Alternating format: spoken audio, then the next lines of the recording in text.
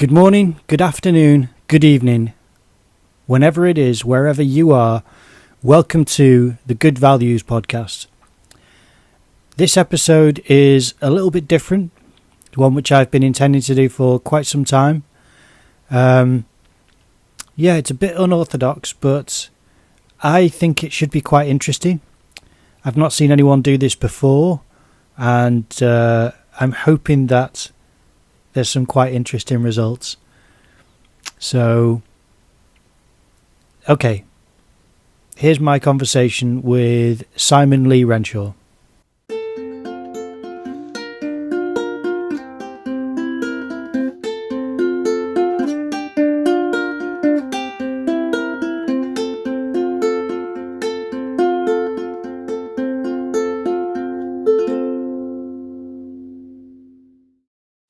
So, if you don't mind, would you introduce yourself for the audience? Yes, I'm Simon Lee Renshaw. I'm a fine artist. I predominantly work in film, and I shoot and edit footage, and I also produce music that is kind of a soundscape which accompanies the footage that I shoot. That's mostly what I do anyway. Okay, very good. Yeah. Firstly, I'd like to ask, how is it you got started in making art? Well, the art that I make at the moment, basically it's something which developed in university because with isolation, I couldn't attend the school in order to present paintings for them to be assessed. So the painting tutor advised me to consider another medium.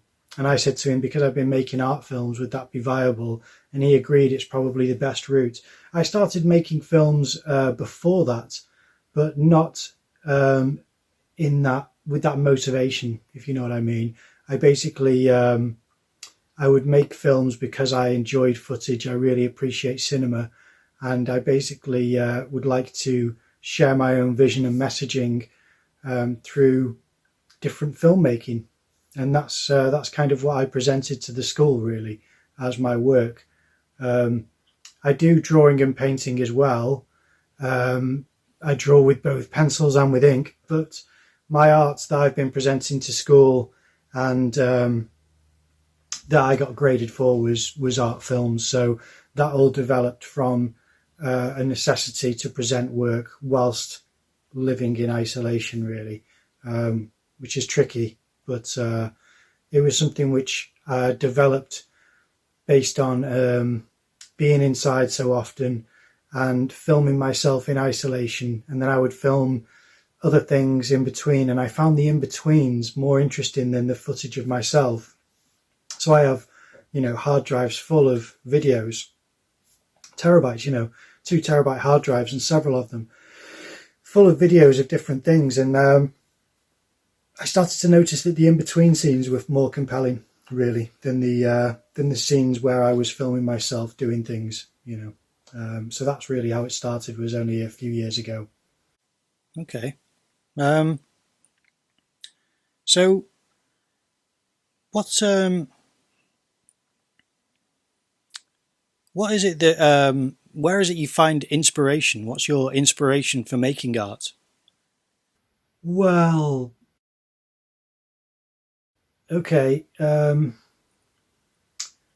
would say I love cinema, so I watch a lot of film that way. But to be honest, making art can usually be influenced by other things. So a lot of the time it will be either going out and seeing things where you weren't expecting to film and you just happened upon something which is it's just impossible to let pass by. You have to capture it. So I'll try to film it, and that will usually get integrated into a film afterwards. So it's not always planned scenes. It's sometimes a kind of a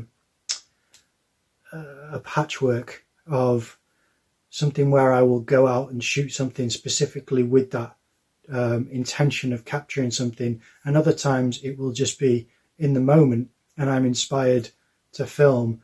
And to actually create the film, the inspiration is it's sometimes just thoughts and ideas, just daydreams. That can be where it comes from.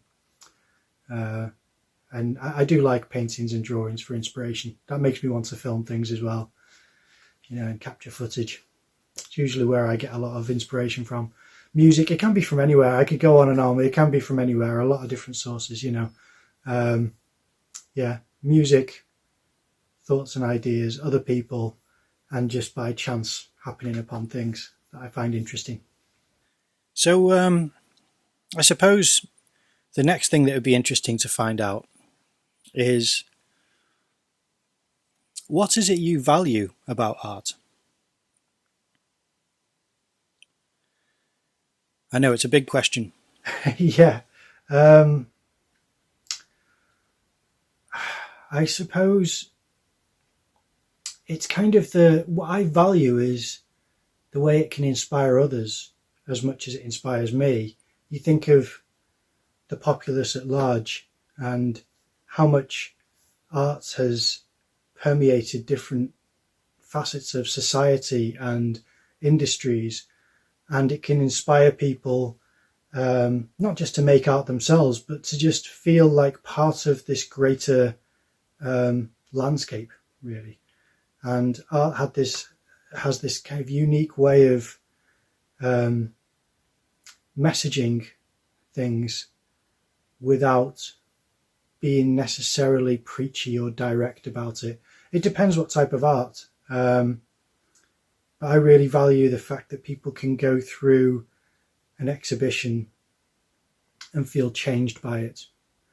It can really affect you in a way where you feel value for everything in life after experiencing an exhibition.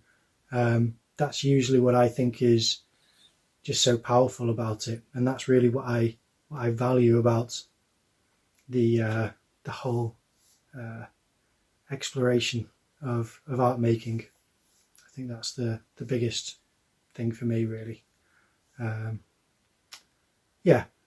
I'd say that's the influence that it has on others. Yeah. Okay.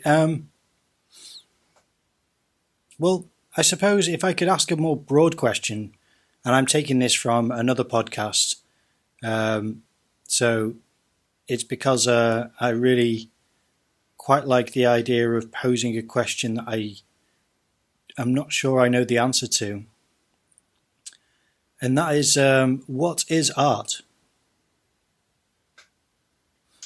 Okay. I describe art as the creative process that people engage with, because I don't know if you can think about an example of that which wouldn't be art, but I have heard conversations about how there's found art where it's not necessarily something which someone's made, it's just something that you come across, say some dusty bricks among a painted wall, and it's just a patch which is rough, and that will look so aesthetically pleasing that it becomes something which gets described as art, and yet no one's made that like that purposely. It'll be weathered or something, or an accident, and that's still art. Yeah. But I think that's the creative I appreciate process, that.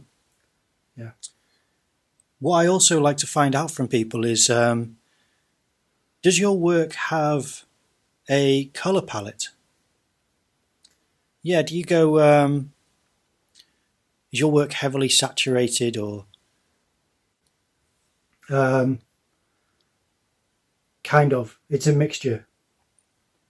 The film is, some scenes are, some scenes aren't.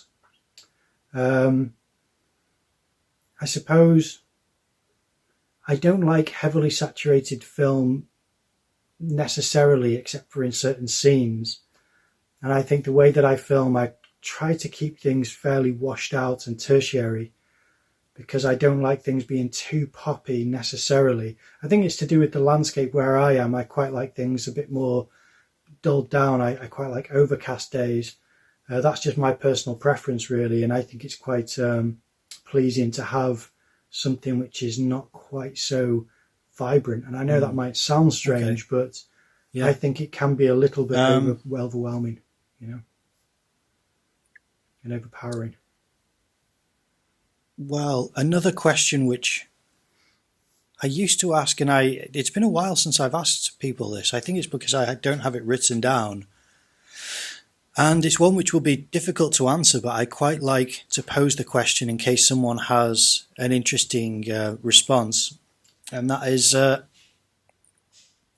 what do you think is the future of art or of art making? Well,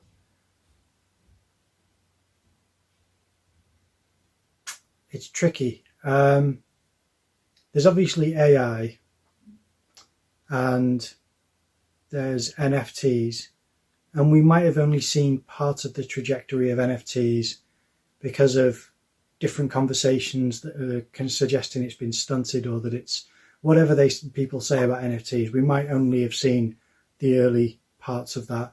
I'm not sure. I really don't know enough about it. And AI I'm not really involved in, but I can imagine that will have quite a heavy impact on it. But I feel as though people are always going to harken back to old-fashioned ways of making things, just like filmmakers do now, where they kind of romanticize the film grain and they try to emulate that digitally, because practical effects and things like that are really still highly valued in cinema. I think that's still got a big appeal, just like how vinyl came full circle. I do think that old-fashioned methods are going to be woven into the future of art making alongside digital and AI produced work, as well as anything else that is a kind of an innovation. Because I suppose that's based on things which you like the sound and idea of, because it's all positive. I'm not trying to make you say anything negative. I'm just saying that,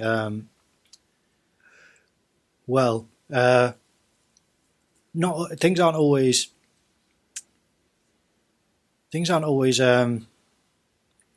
going to be necessarily what you hope it's going to be. So I suppose my question is more, can you envision the future of fine art, to be more specific? Because not only is there the traditional drawing, painting, sculpture, there is far more cerebral work being created that is provocative and philosophical. And it has a lot of, pros and cons about it. And I think that might be, you see, I wonder if that's plateaued, and that is now we're at the point where we've seen that now reach its point of transformation. And I mean, again, it's going to go quite optimistic there. So I suppose if I think about more of the things which I'm not as keen on, I was introduced to certain ideas in university. Like there was one where an artist had paid someone to befriend their friend and to share gossip that they'd had with their friend with them, and they published that as their artwork. And that's really quite a sinister and deceptive means of creating artwork, in my view. Yeah, it's curious. I appreciate that. I suppose I'd be curious about, because you mentioned university, what was your experience? Was that good? Did you really learn a lot of things? Was it? No. Oh. Not really. Not a lot of things. I learned some things. There was a good tutor there, or a tutor that I really had a lot of hopes for, but he left, and he'd been off ill, and he was just barely there. But when he was there, it felt as though it was rigid, which I quite like. The whole, this is what you need to bring this, and this, and we're going to learn this. And then there was a painting tutor who was full of kind of enthusiasm and love and dreams and all this stuff, which was fantastic because he was a painter and he was a colorist. So he has really wild ideas about how to paint. And that was both good. But the rigid tutor was a sculpting tutor. He left. And then they introduced a sculpting tutor who wasn't necessarily bringing the same package of discipline and rigidity that I admired in the previous tutor. So it was a mixed bag. There was really bad things. There was nepotism.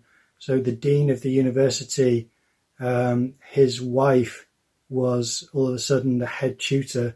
I mean, joint head tutor, but still the head tutor of the department. And she seemed to be completely inconsiderate and unprofessional. And she basically protected people who were being very toxic in the studio space. And I don't know. I mean, the university even tried to threaten me to take down my podcast, which I had called Studio Buddies, which has since finished. And sadly, it's affected the friendship that I had with the co-host. And that's just one of those things. It's just a byproduct of the pressure and stress of university. But if there's lost trust, then how can you regain that that connection and that friendship? So university was a real mixed bag of, there's bits that were really good. The building was quite nice. It had the potential to be good. But the students in the fine arts department weren't necessarily nice either. There were some who were okay, but there was enough who weren't, who'd infected the ones who were okay. And there was only a handful of students who were concerned enough about others that it was affecting their education.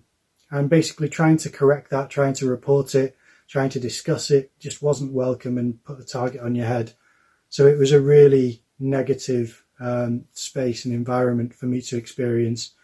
I'd start off making, lots of drawings and trying to show, my interests are here and here and here. And I'd do a landscape painting and I'd say, this is what I'm trying to do is, if it kind of influenced by this and this.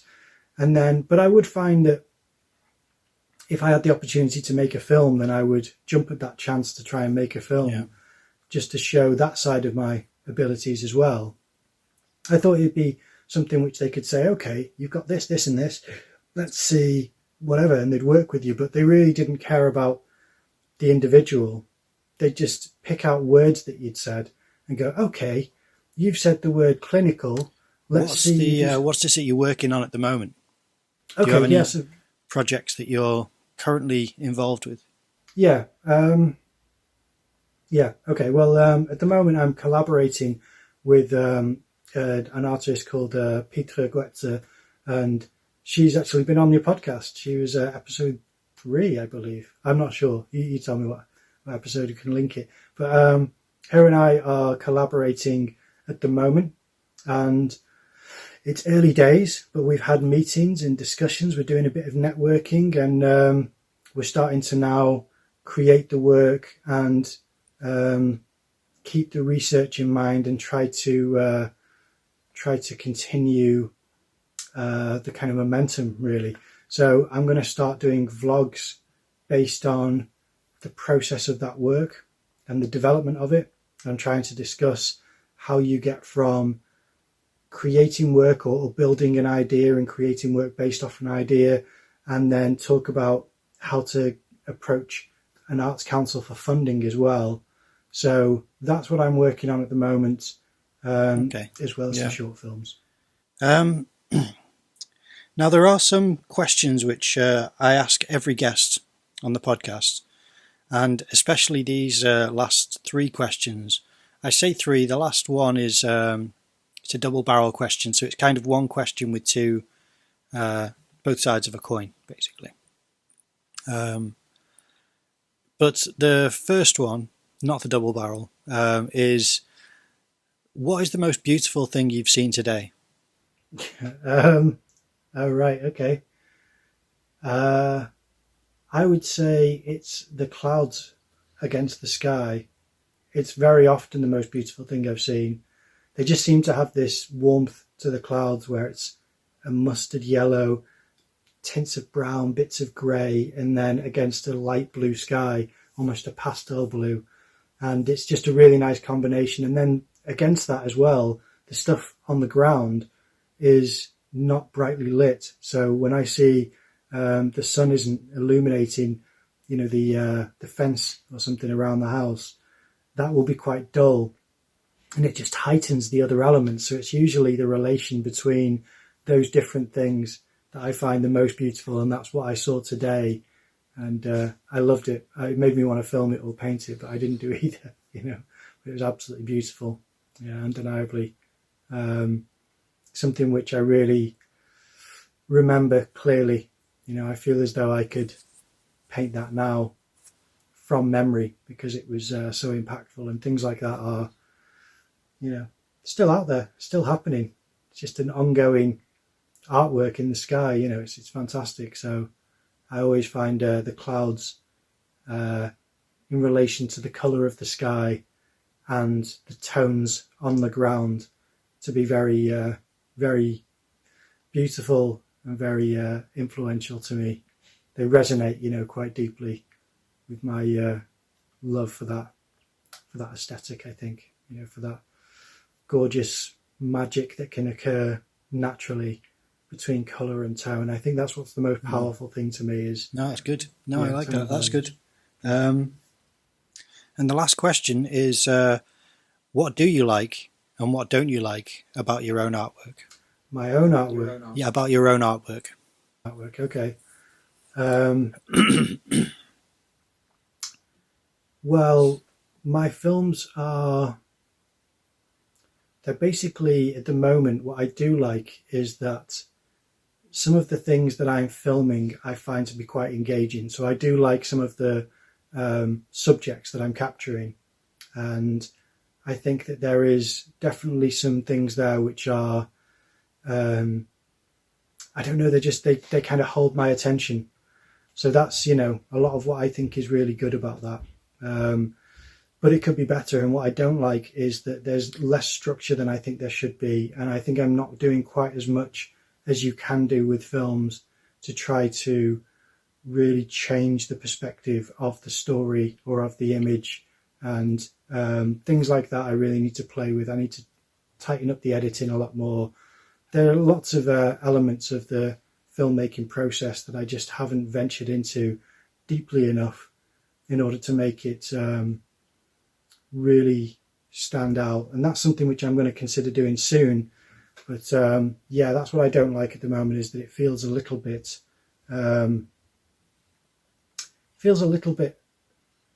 uncut, the uncut version, you know, the director's cut version of the films, where it could use a bit more of structure imposed and some more clear themes, you know, some I don't know what you call it, some motifs, you know, that are dominant enough, that are strong enough that they become embedded in the subconscious of the viewer. You know, it's something where I can really work on that aspect of the storytelling, not to make it an obvious story, but to make it a little bit more to carry the viewer through the entirety of the film. I think that could be something which could really use some work, and I just don't appreciate some of the lack of knowledge that I've really got embedded in some of those final edits. Yeah, no, that's good. I appreciate that. That's good.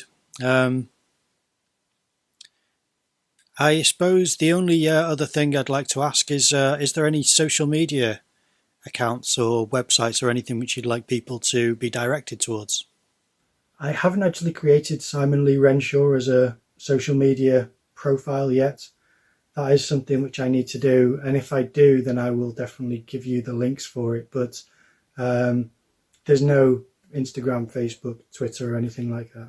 I've just not engaged with that really. It's not been something where I wanted to share it that way. I'm very much an in-person, old-fashioned practitioner at this point. But potentially, if that gets updated, then we can always, I don't know, update the information, and I'll let you know. But currently, no, not really. No, there isn't really anything that I can think of. Not even an email address. There's no Simon Lee Renshaw email address. I maybe need to create that and to see if it's available. Okay. Yeah. You know.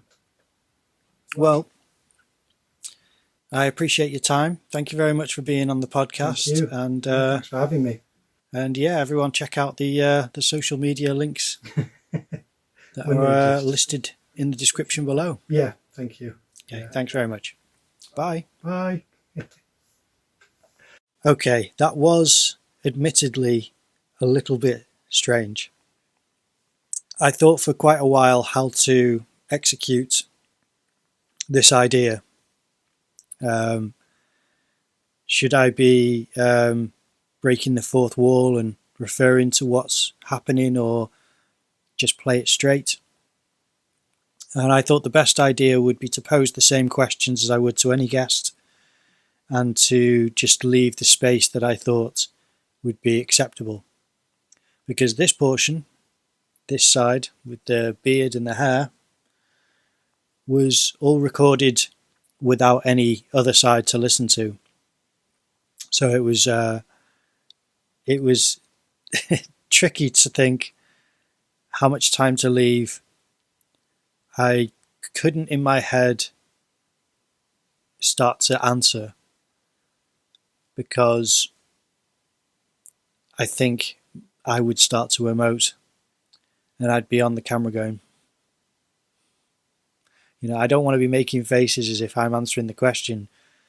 I just didn't think I could do it. So it's weird in my head. It was almost like la la la la la la la la la la la. I just think, just nod and I'll try to fill this space. So a bit of backstory is the reason why I've put this off for so long is, one, it's a very weird and tricky idea. Two, I had another idea to do with my beard and long hair, which I thought I might as well line up at a similar time.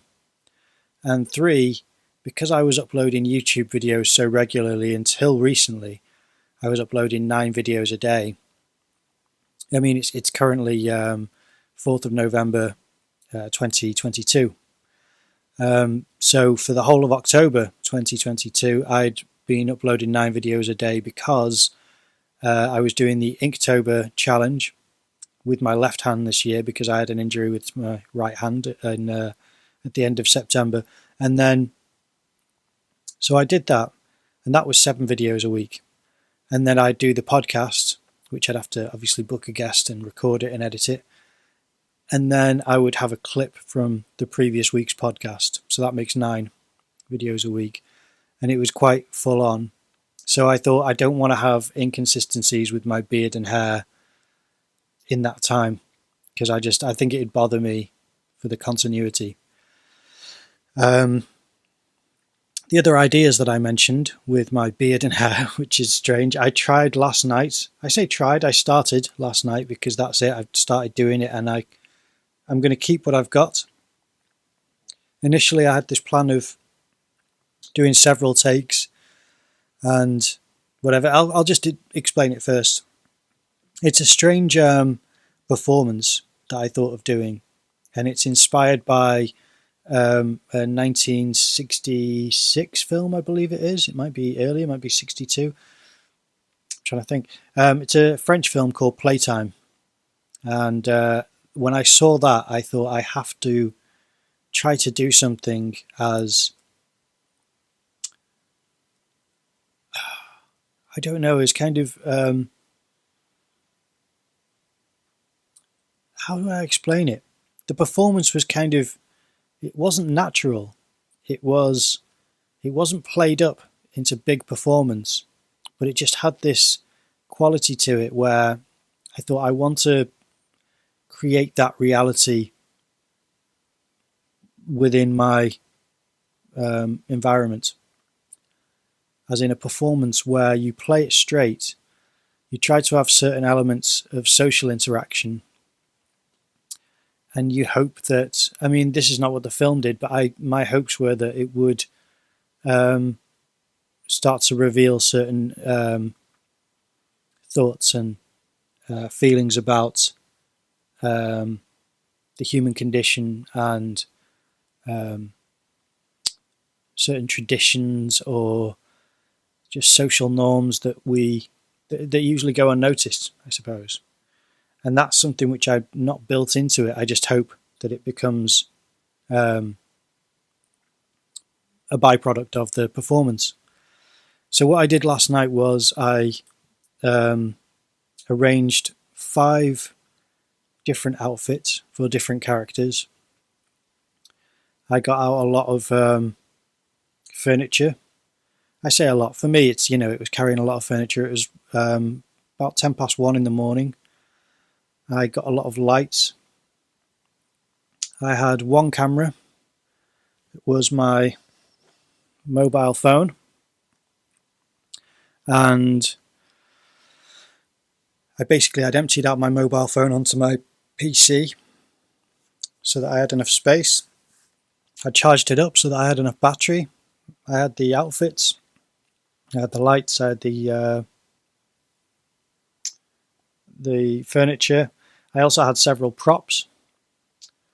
Things like a fake cigarette, a newspaper, glasses. Even though they're part of an outfit, they can kind of be props in a way. A ukulele. What else was there? Oh, and I pour myself drinks of whiskey. I only did one drink of whiskey, and I don't know whether the rest of the performance, because until I shave and I cut my hair, the rest of the performance won't be complete. But this is what I'm doing and what I had to align with this idea, is to ensure that certain things all matched up so that I could do it. And I now have the space on YouTube because I've been uploading so frequently. I'm leaving a bit of space, and then I'm going to come back fresh with a bit of a different look and a different edit to the videos. I've also got this podcast down, which I wanted to do an interview of myself whilst I was mid-transformation. And the other thing was the weather conditions. It had to be still. It had to be not raining and not especially cold, so that I could have different outfits without being, struggling. And I could see my breath last night, but it wasn't especially cold. If anything, I got quite warm. So it was fun. It was a lot of work. There were things that went wrong. I'll do a video about it, not a podcast, but I say not a podcast. I might do a podcast. I just think it'd be better suited to a YouTube video where I show some behind the scenes to an extent, and discuss some of the things that went wrong, because I imagine that's just the nature of filming performances, is that things just unforeseen issues occur, and that's what happened. But yeah, I'm glad that I did it. I'm looking forward to stitching it all together. I need 3 other elements because I only did 2 characters last night, and because I can't do too many characters with a beard and long hair. And yeah, I suppose the other thing that I wanted to discuss was that I had intended on having my portrait drawn by a professional artist before I cut my hair or my beard, but to try and get them to be available as well, it was just too much to juggle at once. So for the time being, it's just going to be whatever I can fit in. It's midday now. I can't imagine I will go to their house to have a portrait drawn, because that can take over an hour, and then I have to have a shave, maybe cut my hair. I might just have a shave first, do other parts of the performance, then cut my hair, do other parts of it. I don't know, but I've got to at least have a shave and then do the podcast with me having a shave. I don't know. I'm still thinking about the mechanics of it, as you can see. Either way, I hope it was an enjoyable episode.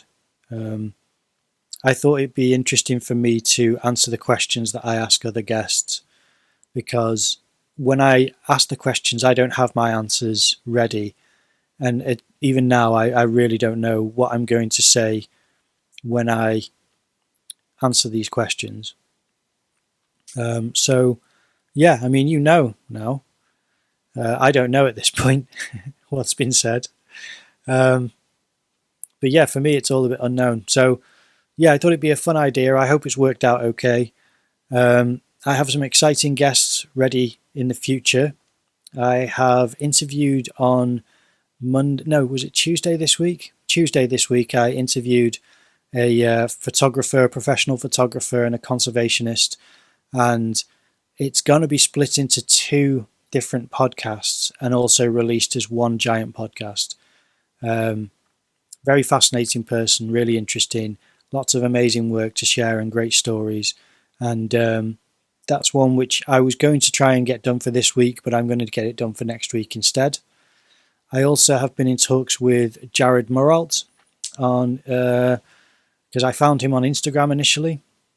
Fantastic illustrator. If you don't know his work, then look him up. He's phenomenal. And he is he's not officially booked a date yet, but he's assured me that he will be on the podcast, and we think at the moment it will be sometime in November. So look forward to that happening soon. Aside from that, I have a guest that I used to see at an art academy that I joined before going to university, and she was very highly skilled. There was a couple of people there who were really, professional standard, and she was one who would draw and paint really well, and I'd really look up to her. And she's a very nice person as well, and I love talking to her. And I've not interviewed her yet, but I am in talks with her about going and interviewing her outdoors, because she doesn't use computers, she doesn't have a computer. And so yeah, that's in the works. That should be coming soon. So yeah, that's some of the things that I've got planned. I have been talking to other things. Some things have fallen through. Some things are a bit unknown at the moment. But it's in the works. I'm doing what I can. And otherwise, I might start doing solo podcast episodes, because I think there is space for that. There are definitely topics that I could cover and discuss.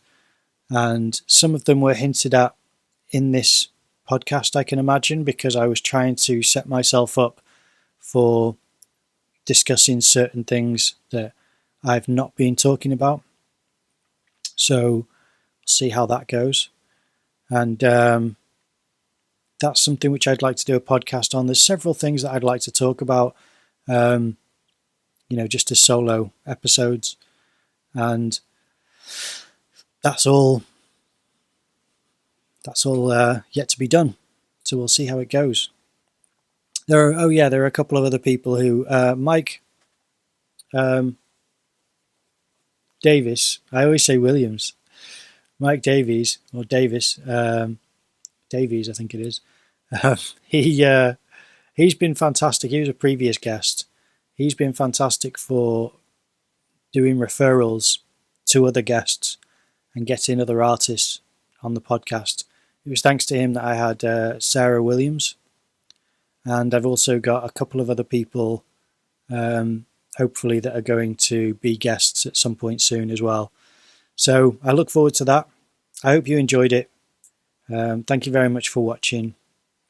Please leave a like, comment down below, subscribe to the channel, ring the notification bell, share this with any friends or family that you think might enjoy it.